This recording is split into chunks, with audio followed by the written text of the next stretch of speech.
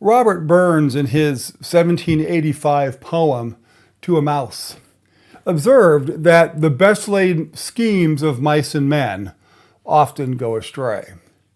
Now, I think that just about everybody who is listening to this podcast today can relate to that observation. I mean, we can plan, we can get everything ready for something that we really want, only to have our plans frustrated by others. It seems as though frustration is one thing that all of humanity has in common. I can't tell you how many times I have put together a podcast, recorded it, checked everything, only to find that I didn't have the microphone turned on, or I forgot to record one of the cameras, and then I had to do it all over again, and lost, a lot of time trying to get it ready, and it's incredibly frustrating. And here's the fact, folks. The fact is that we cannot control every aspect of our lives. And that's sometimes very frustrating. I mean, every parent knows exactly what I mean. You can do all you can to train up a child in the way that he or she should go, and that young person can still grow up to be a Yankees fan. I mean, it's so frustrating. And so next, on Digging Deeper, I want to look at an amazing man. A man who is both a prophet and a judge. A man who is used mightily by God to protect and instruct his people. A man who, even though he did so much, was also frustrating. That man is the judge, the prophet, Samuel.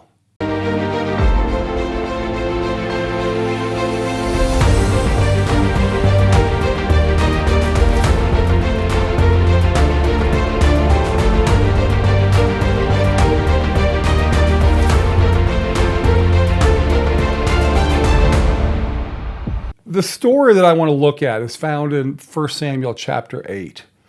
And it's the first 22 verses. And so what I want to do is I want to read it for you, then I want to break it down. It says, "Now when Samuel became old, he made his sons judges over Israel. Now the name of the firstborn son was Joel, and the name of the second was Abijah.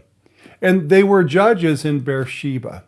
And yet his sons did not walk in his ways, but they turned aside after gain. They took bribes. They perverted justice. And then all the elders of Israel gathered together, and they came to Samuel at Ramah. And they said to him, 'Behold, you are old, and your sons do not walk in your ways. So now appoint for us a king to judge us just like all the other nations.' But the thing displeased Samuel when they said, 'Give us a king to judge us.' So Samuel prayed to the Lord. And the Lord said to Samuel, 'Obey the voice of the people in all that they say to you. For they have not rejected you, Samuel, they've rejected me from being king over them, according to all the deeds that they have done from the day that I brought them up out of Egypt, even to this day, forsaking me and serving other gods. So they are also doing to you. Now then, obey their voice. Only you shall solemnly warn them and show them the ways of the king who shall reign over them.' And so Samuel told all the words of the Lord to the people who were asking for a king from him. And he said, 'These will be the ways of the king who will reign over you. He will take your sons and appoint them to his chariots, to be his horsemen, and to run before his chariots. And he will appoint himself commanders of thousands and commanders of fifties, and some to plow his ground and to reap his harvest, and to make his implements of war, and the equipment of his chariots. And he will take your daughters to be perfumers, and cooks and bakers. And he will take the best of your fields and vineyards and olive orchards, and give them to his servants. And he will take the tenth of your grain and of your vineyards and give it to his officers and to his servants. And he will take your male servants and your female servants and the best of your young men and your donkeys and put them to his work. And he will also take a tenth of your flocks, and you shall be his slaves.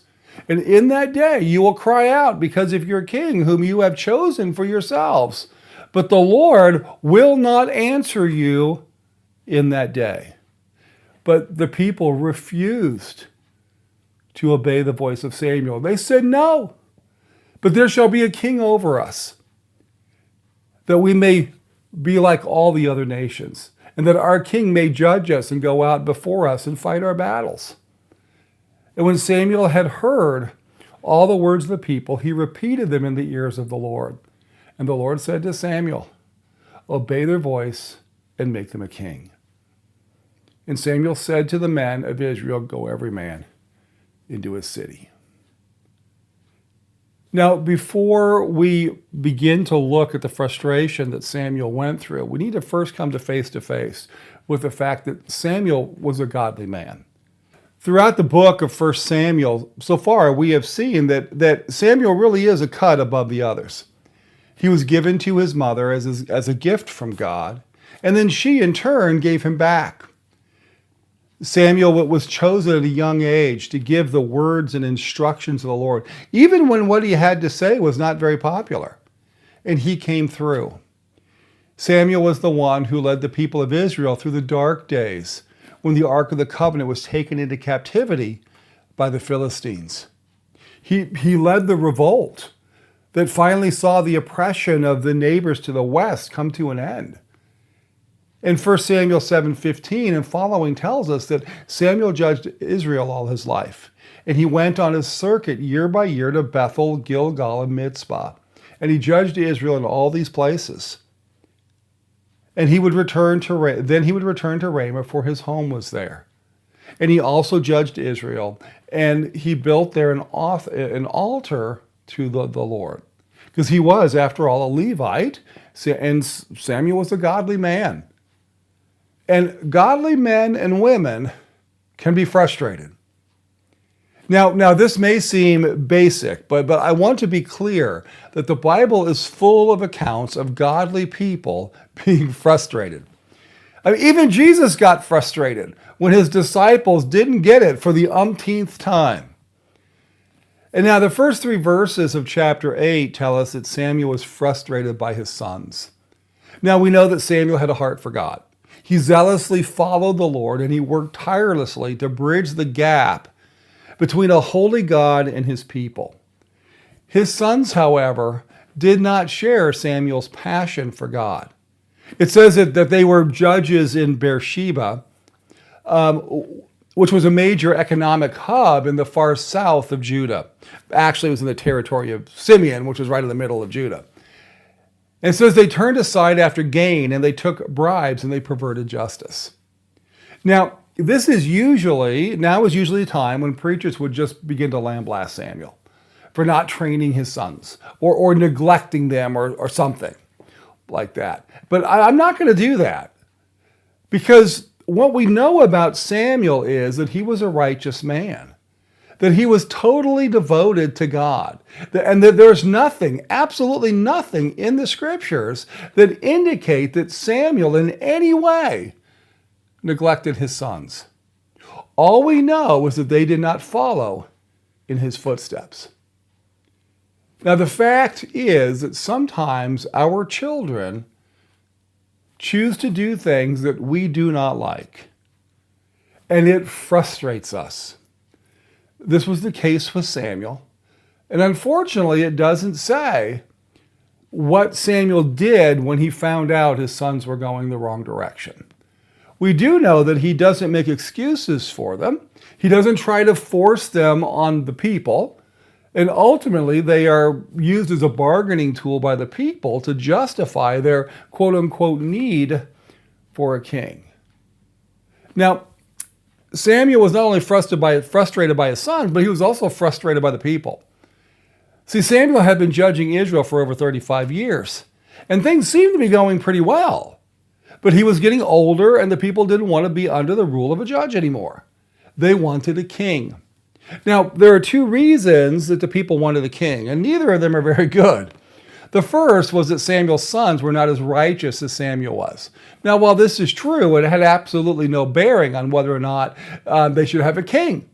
You see, God is the one who appointed the judges who would rule under him. So this was not an ancestral a job that God could raise up a judge just as he had raised up judges in the past. The second reason, however, was that all the other nations had a king, and they wanted to be just like all the others. Now, again, the problem is this. The problem is that God did not want them to be like the other nations. In fact, they were specifically called to be different from the other nations, so that people of the other nations would be able to see what living under the rule of Yahweh was all about. And now, it is true that God knew that there would be a king one day. In fact, in Deuteronomy chapter 17, in verse 14, it says, "And when you come to the land that the Lord your God is giving you, and you possess it and dwell in it, and then say, I will set a king over me, like all the nations that are around me, you may indeed set a king over you, whom the Lord your God will choose. One from among your brothers you shall set as king over you. You may not put a foreigner over you who is not your brother." So God did know that there was going to be a king. In fact, the point is that there would be a special person who would be able to reign under the King of Kings. And now is not that time.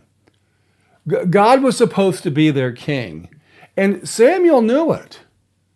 Now, this is not the only time in the history of God's people that the people wanted something that was not in their best interest. The best thing that could happen for the people of God was to follow God as their king. And when they do things God's way, things tend to go pretty well for them. That's an overarching principle. But Samuel is frustrated here. In fact, he takes his frustrations to the Lord, and so he goes to the Lord for advice. And we see this in verse 6. It says, "And Samuel prayed to the Lord, and the Lord said to Samuel, Obey the voice of the people and all that they say to you, for they have not rejected you, Samuel, but they have rejected me from being king over them. According to all the deeds that they have done from the day I brought them up out of Egypt, even to this day, forsaking me and serving other gods, so they are also doing to you. Now then, obey their voice, only you shall solemnly warn them and show them the ways of the king who shall reign over them." So Samuel knew that the people were asking for something that would ultimately bring them nothing but heartache. And it's always better to let God take care of the details. And so Samuel goes to God, and God tells Samuel that the people have not forsaken him, that is Samuel, but they've actually forsaken God. He then tells him to warn the people what it would be like if they forced the issue. They will get a king, but they will sell themselves into bondage in the process. Look at verse 10. "So Samuel told all the words of the Lord to the people who were asking for a king from him. And he said, These will be the ways of the king who will reign over you. He will take your sons and appoint them to his chariots and to be his horsemen and to run before his chariots. And he will appoint for himself commanders of thousands and commanders of 50s, and some to plow his ground and to reap his harvest, and to make his implements of war and the equipment of his chariots. And he will take your daughters to be perfumers and cooks and bakers. And he will take the best of your fields and the vineyards and the olive orchards and give them to his servants. And he will take a tenth of your grain and of your vineyards and give it to his officers and to his servants. And he will take your male servants and female servants and the best of your young men. He'll even take your donkeys and put them to his work. And he will take the tenth of your flocks, and you will be his slaves. And in the day that you will cry out because of your king, whom you have chosen for yourselves, but the Lord will not answer you in that day." So Samuel tried, and he told the people what would happen to them if they insisted on having a king. And he knew where this ship was sailing, and he begged them to get off it. But the people would have none of it. They still wanted a king because they wanted to be just like all the nations around them. Look at me at verse 19. "But the people refused to obey the voice of Samuel, and they said, No, but there shall be a king over us, that we may also be like all the nations, and that our king may judge us and go out before us and fight our battles." In other words, they said, we want what we want. Give us what we want. We don't care what God says. We want what we want. And so the Lord told Samuel, obey their voice and make them a king. So Samuel then said to the men of Israel, go every man to a city. Now, I mean, folks, can you just feel the frustration in this man? Even though I know what is best, I still anoint them a king. And the stage is set for the debacle that's known as the reign of Saul. Now, I go over this account to say this. When you serve God, you will, at times, be frustrated. We cannot make people do what is right. The thing that amazes me about Samuel is that he kept serving God even though he was frustrated. If you're an elder, you're going to be frustrated. If you're a deacon, you're going to be frustrated. If you're a pastor, you're going to be frustrated. If you're any kind of leadership in the church, you're going to be frustrated. And I'm amazed because I too find, because I find too often that when someone in the church is frustrated, he or she will either cause problems, talk behind leadership's back, they'll begin to build coalitions, or they'll just leave. It's almost as though we feel that whenever someone doesn't agree with us, we take things personally. Now, there is no record whatsoever of Samuel getting bitter and saying, I told you so, in his farewell address that we read in chapter 12. In fact, 1 Samuel 12 exhorts the people. In chapter 12, Samuel exhorts the people and the king to follow Yahweh so that all will go well with the nation. You see, even in this frustration, there's grace in the midst of this sin. And folks, there's still hope. Even though you're doing it all wrong, look after God. Choose and serve Yahweh, and if you do that, you're going to be okay. Now, he ends that speech by telling them, only fear the Lord and serve him faithfully with all your heart, for consider what great things he has done for you. You see, Samuel then dealt with the frustration of having to put up with the sin of an unqualified king. And finally, God led him to Bethlehem, to the family of Jesse, and a young shepherd who was the king that God chose to lead his people and to be the head of the dynasty to whom the Messiah would belong. David, the man after God's own heart. For you see, Samuel dealt with the frustration in a godly manner. He continued to obey the voice of the Lord, and God blessed him by allowing him to see and anoint the king who would bring the process of ultimate healing and deliverance for a nation. And indeed, the one who would be the avenue for God blessing the entire world. You see, folks, frustration will always be a part of our lives. And so I pray that we will follow Samuel's advice. And ultimately, if we do that, we can hear God say, well done, good and faithful servant. So I thank you for making it to the end today. And I pray that you are blessed by these words. I pray that they really are an encouragement to you. Because again, if you are somebody who serves the Lord, and if you're in leadership of any way, shape, or form, you are going to be frustrated. The question is not whether or not you're going to be frustrated, but how are you going to handle the frustration, and will you still be able to serve the Lord in the process? So I pray that as you meet with your siblings in Christ this week, that you have an amazing time in God's presence. And I look forward to seeing you again in a future video. God bless y'all.